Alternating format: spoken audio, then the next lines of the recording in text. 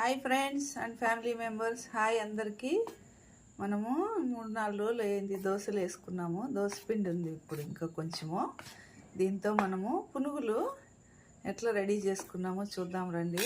Process ముందుగా సన్నగా తరిగిన కొత్తిమీర 2 రెమ్మలు, పచ్చిమిర్చి సన్నగా తరిగినవి, అలాగే కొత్తిమీర, పుదీనా,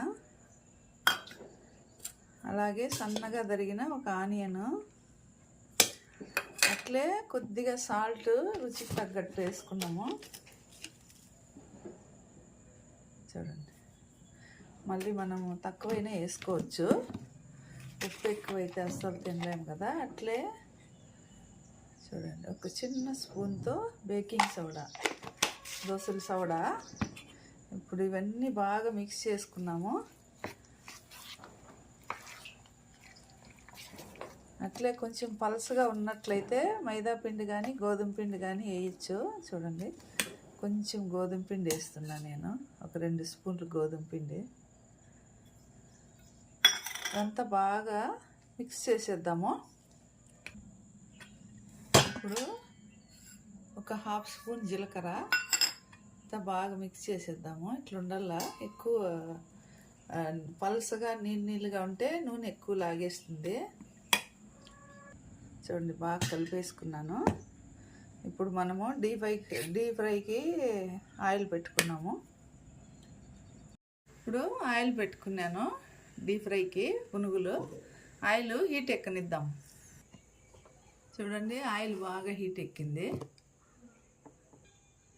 ఇప్పుడు చిన్నగా వేసేద్దాము పునుగులు.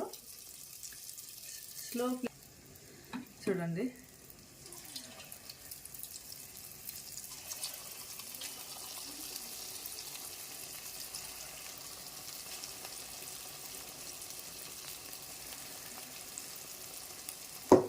అన్నీ వేసేసి మీడియం పెట్టుకొని అన్నీ ఇట్లా తిప్పుకుంటూ ఫ్రై చేసుకోవాలా.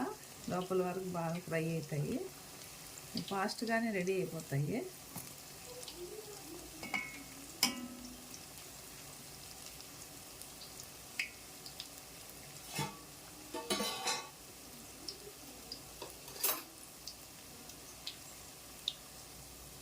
చూడండి, ఫ్రై అవుతున్నాయి. చూడండి ఫ్రెండ్స్, వేడిగా రెడీ అయినాయి పునుగులు. రండి తినేద్దాము. వీడియో నచ్చినట్లయితే లైక్ చేయండి, షేర్ చేయండి, సబ్స్క్రైబ్ చేయండి. Bye bye.